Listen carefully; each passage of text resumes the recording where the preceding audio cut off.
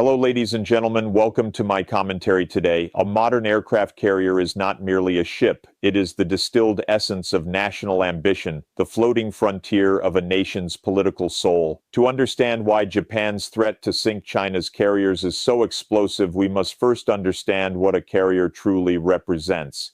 It is the closest thing the modern world has to a mobile empire, a self-contained airbase, a sovereign territory drifting across the world's oceans, projecting power without permission from any nation. Only states with immense industrial capacity, scientific depth, and economic endurance can build such platforms. A carrier strike group is the ultimate declaration that a nation considers the oceans part of its strategic home. It is a statement that crises anywhere on Earth fall within its perceived sphere of influence. This is why China's three carriers, Liaoning, Shandong, and Fujian, are more than hardware. They are political monuments. They are China's claim that its rise is not regional but global, that its future extends far beyond its coastline. And this is also why their vulnerability is unbearable for Beijing. Destroying a carrier is not only a military loss, it is a symbolic decapitation of national prestige. A carrier's true power lies in its mobility. Unlike land bases, which can be erased by missiles, a carrier is a ghost on the sea, always moving, always unpredictable, and always capable of appearing at the heart of any crisis within days. Its presence alone alters diplomatic behavior. Its silhouette on the horizon forces adversaries to reconsider their ambitions. Thus, when Japan openly declares it is prepared to sink China's carriers, it is not threatening ships. It is threatening the very architecture of China's global confidence. It is warning Beijing that its dreams of maritime dominance can be shattered in a single hour, and that is why the Pacific trembles. Japan's declaration that it is prepared to sink China's aircraft carriers if Beijing moves on Taiwan is not merely a military warning. It is an earthquake in the architecture of post-war Asia. For 80 years, Japan lived under a doctrine of restrained pacifism, a nation haunted by its history and constrained by its constitution. But now Tokyo has stepped out from behind the veil. It has said in unmistakable language that it will strike first if survival requires it. This is not a rhetorical shift. It is a strategic revolution.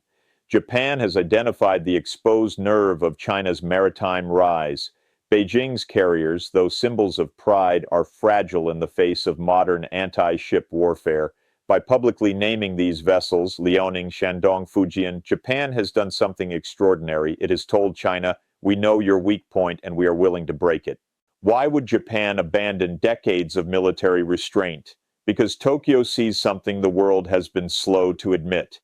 A Chinese assault on Taiwan is not a distant possibility. It's a looming probability. And if Taiwan falls, Japan's own southern flank, particularly the Senkaku Islands, becomes the next logical target in Beijing's expansion cycle. Self-defense, therefore, no longer begins at Japan's borders. It begins at Taiwan's shoreline. China's reaction revealed everything.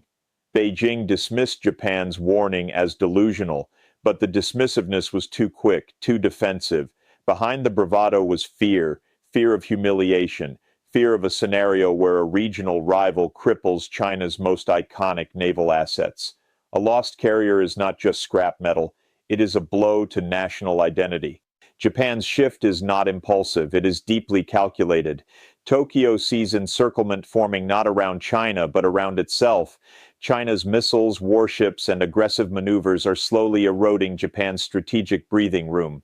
In this context, preemption becomes not an act of aggression, but an act of survival. Japan has re-entered the game it once left in ruins, and by drawing a red line across the Pacific, it has declared that the next chapter of Asian security will not be written in Beijing alone, but in Tokyo too. What frightens Beijing is not Japan alone. It is the architecture of a new regional order forming at astonishing speed, an interconnected defensive lattice stretching from Tokyo to Taipei, from Manila to Washington. For the first time in modern history, China faces a three-directional containment system, a strategic vice engineered to choke off Beijing's maritime ambitions before they ever reach Taiwan's shores. Japan anchors the northern flank with its F-35B-equipped Izumo-class carriers, new anti-ship missile deployments, and rapidly expanding intelligence sharing with the United States. Japan has transformed from a pacifist observer into a precision strike power. Tokyo's capabilities are not symbolic. They are engineered specifically to neutralize China's naval crown jewels. Japan's message is unmistakable. If China moves south, Japan will strike east. This alone shifts the balance of the entire Indo-Pacific. At the core sits the United States, the only nation capable of decisive nuclear deterrence and large-scale maritime supremacy. Its carrier strike groups, long-range bombers, and underwater fleet form the immovable center of the alliance. And unlike Europe, where commitments waver, the US-Japan alliance is legally binding, deeply institutionalized, and militarily indivisible. Washington's presence is the strategic constant China cannot escape.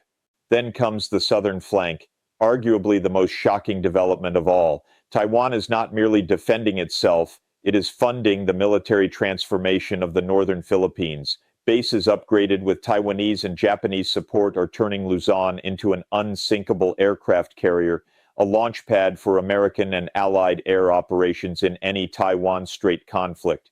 For Beijing, this is a nightmare. If the Philippines becomes a fortified ally, China's southern route into the Pacific collapses. This three-layer arrangement means that a Chinese strike on Taiwan automatically triggers a regional war on three fronts. Beijing can no longer isolate the island. It is entangled in a web of states that now see Taiwan's survival as synonymous with their own. This is the strategic shock of our era. A conflict once imagined as China versus Taiwan is rapidly becoming China versus the Indo-Pacific coalition. China's naval ambitions no longer expand into a vacuum, they expand into a cage, and the sound Beijing hears now beneath the diplomatic language is the slow tightening of that cage's steel bars. If Japan is the northern sword and the United States the central shield, then the Philippines is the unexpected but indispensable southern lock, one Taiwan has chosen to fortify with its own money, intelligence, and strategic vision. This is perhaps the most radical shift in the Indo-Pacific. For the first time in its modern history, Taiwan is shaping the military landscape beyond its own borders. Geography is destiny, and nowhere is that more brutally true than in the waters between Taiwan and Luzon. That narrow stretch of sea is not a buffer, it is a funnel. If the Philippines collapses under pressure or neutrality, China gains a direct corridor to Taiwan's exposed southern flank. This is why Taipei's leadership made an unprecedented calculation. If Taiwan is to survive, the Philippines must hold. No support, no diplomacy, no soft partnership, hold.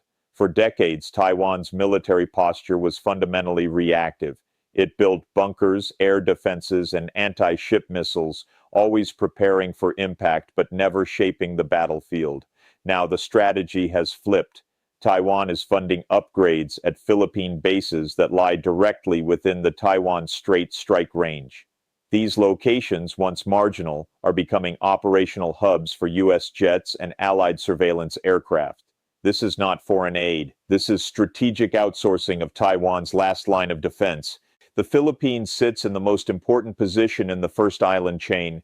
Whoever controls northern Luzon controls the southern access route to Taiwan, the choke point into the Bashi Channel, and the critical resupply artery for U.S. and Japanese forces. In other words, Luzon is the hinge of the entire Pacific door.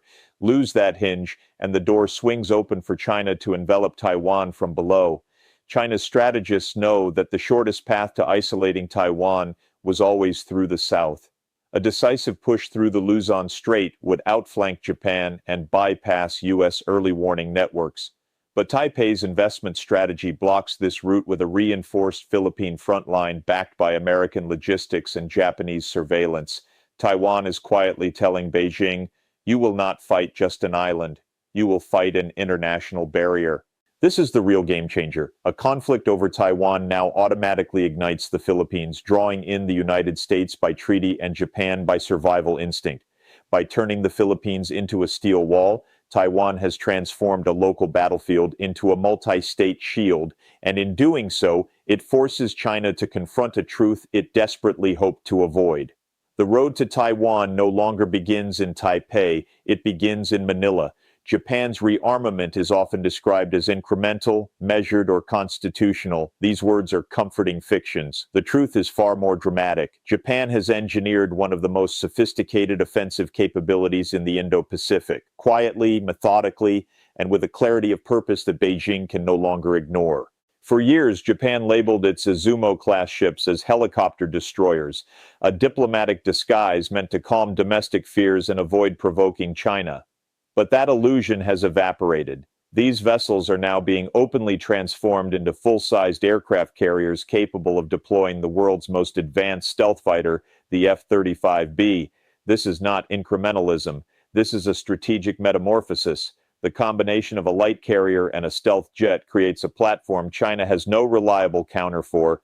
Unlike China's enormous carriers, which are massive, visible, and difficult to hide, the Izumo class is agile, smaller, and can launch aircraft without revealing itself.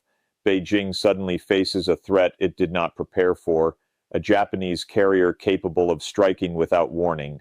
The most shocking development is not the ship. It is the strategy behind it. Japan has officially embraced counterstrike capability, meaning Tokyo will strike enemy forces before they launch an attack if evidence suggests an imminent threat. This is a doctrinal revolution. For nearly 8 decades, Japan's military strategy was purely defensive. Now Tokyo is preparing to destroy missile sites, naval assets, and command nodes inside China if circumstances demand it.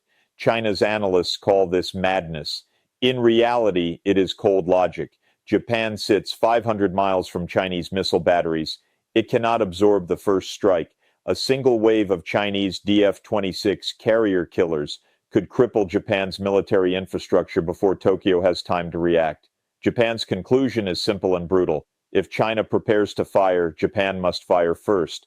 This is not aggression. It is mathematics. In a world where hypersonic weapons erase reaction time, preemption becomes the only rational option for survival.